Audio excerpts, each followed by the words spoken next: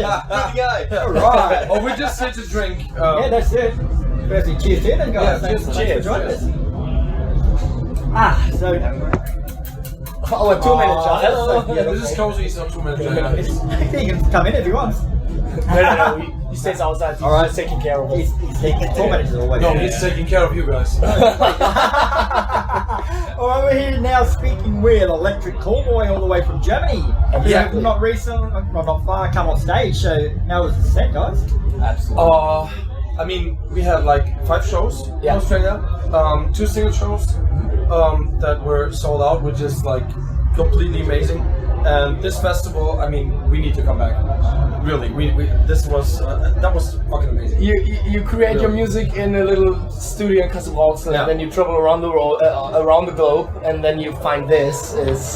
We wouldn't have expected that, you know. We just saw all those days. There were so many people who were like sing along every song that we played, and just imagine that you, like you said, you write a song in your hometown, so many kilometers away, and it's miles here, right? Too far to walk. Yeah. No matter what it is. This is just unbelievable. Yeah. Like really, still like a dream. It's great. But today's set was a very emotional one because it's the last of this year for us as a band. We're gonna have a little break. We have some content to do and some work at home, but no We had shows. a tough year. We had a tough year, but it was so full of passion and so full of good experiences on festivals, on our own tour. We had so many good people around us, and at this point, when you come to rest a little bit, you start to appreciate all that, because all the other times you're just rushing through everything. Yeah, you just need to work, you know, like. Yeah, we came off stage and it was like we're crying, because it was so emotional. Really. I caught about the first 20 minutes, like when you started, they had the kick drum going and firing everyone up. But they started singing before you even played a note. Like, how did they know what song you were going to start with even? I were you supposed to start with that song, or did you have to change it to what they were singing? I told them. You were the one. It's not my fault. But like, even like hyper when you played that, like, you couldn't hear you guys in the crowd, for the crowd singing. Like, how does that feel, man? Like, you can only imagine what it would feel like. It's like a drug, actually. I mean, we were sitting in our little studio and writing songs, and now there are people all over the world singing our songs. Yeah. This is the biggest compliment that you can get as a musician, as an artist. So and it doesn't even matter where we come from. They understand what we're trying to do. You know, we try to have. It's not all. I mean, we know that there are problems out in this world. So there are many shitty things going on at the moment. But this is the time where you can switch it off, right? We just try to forget about all that during our set. We know that the problems come back after the set, but sometimes it feels better when you charge your batteries with good vibes, good mood, you know. And when the set is over, when you go home, you feel better to face the everyday's problems next day. That's the reason why live shows are still such a thing, you know. Because all of the people out there were like, we just want to release every bad feelings and everything that is like stuck in our minds, in our heads. So just be here, be happy, have fun, drink whatever I want and how much I want. And the people did. I mean, there are so many good bands on this festival that we are fans of as well. For example, Melancholy or Soulfly, Deftone. Man, wow, crazy! Just crazy to be one of them. Yeah. And I know we spoke about this the other day when we got young, but like your music covers so many different genres that quite often people are there like looking at you just going like, what the fuck? But after a couple of songs you can see them out there dancing. Like, was there anyone like that today? Like sort of sitting back going like, this has been always a thing for us, because when we started a band, now that we got I mean, we're not popular everywhere, but some people know us. It's much easier for us to do what we want, you know? We always try to be authentic, but it's hard to be authentic when people don't like you, you know? And people don't know you.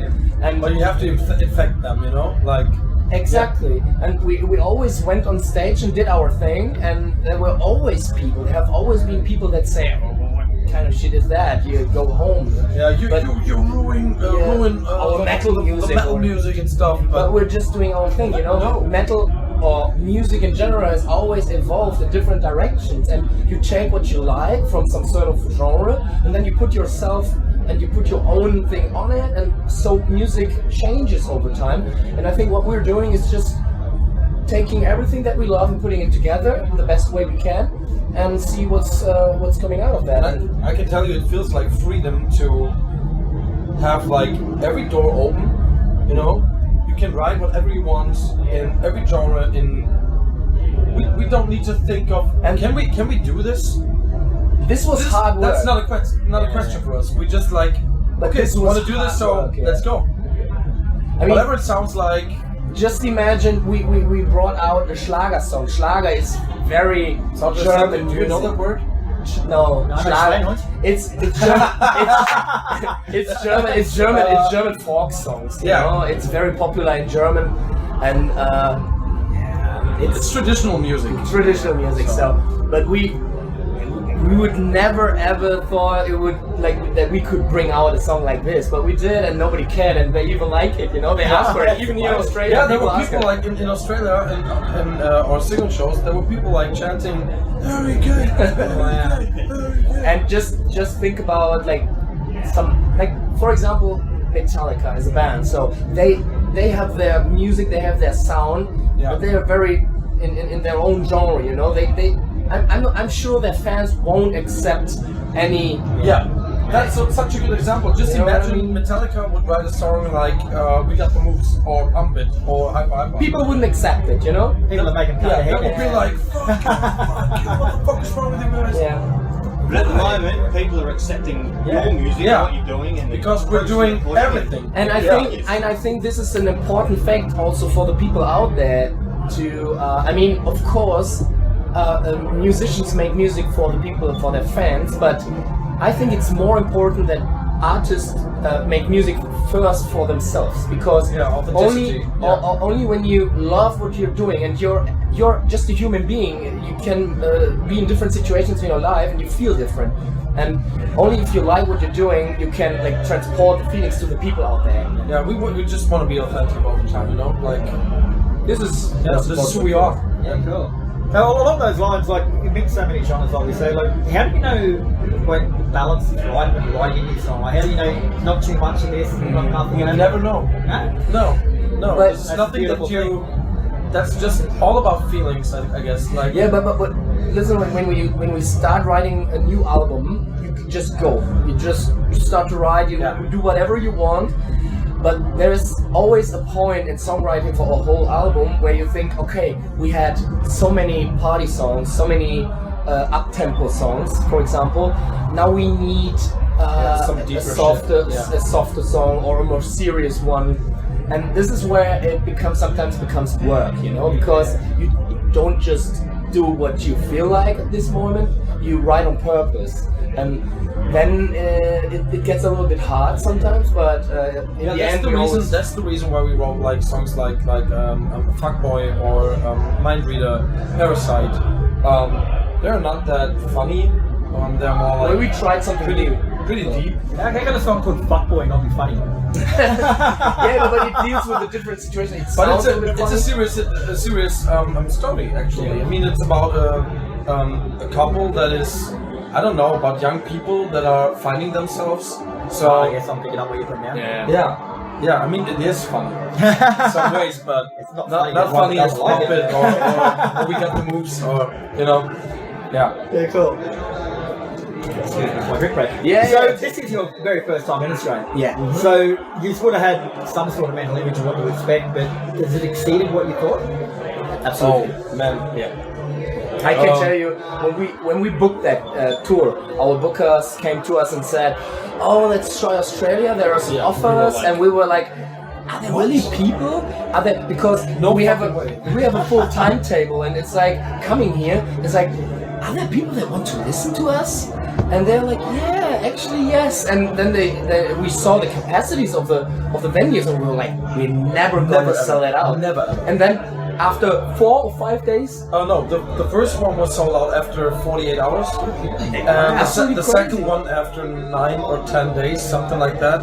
For you, man, that's phenomenal. The thing is, we just got the Spotify playlist, the Spotify clicks over the year, all the streams, the all-time streams, and you guys, Australia, you are on the 4th place. Yeah, Yes, fourth place. So this is like Okay, for a small country, that's not bad. what? Yeah, it is. and again, we said that at the beginning of this interview.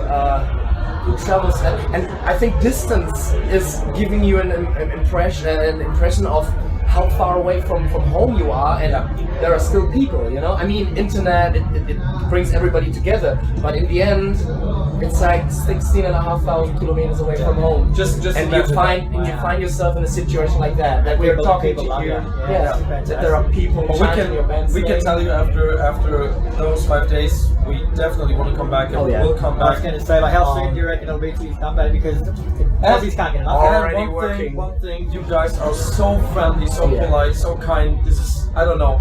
You don't even love people. music. We love, Yeah. we love You good do, music. yeah, but We love really, good music. But not really. We had such a great time in Australia. It's like you going through the streets and you have little happenings, not big things, but you meet people and they're so nice to each other.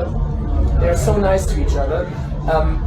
And I don't want to say that in Germany nobody's nice, but I I haven't been a nice German person. Yeah. Aside from you two, I haven't been a nice German yeah, person. but we ever. get a feeling that everybody's taking care of each other a little bit more than usual in Germany. Yeah, So I we would say just that. had like the greatest time, the best time. Thank you so much. No, did you see the cover for you guys on Heavy? The cover of Future Story?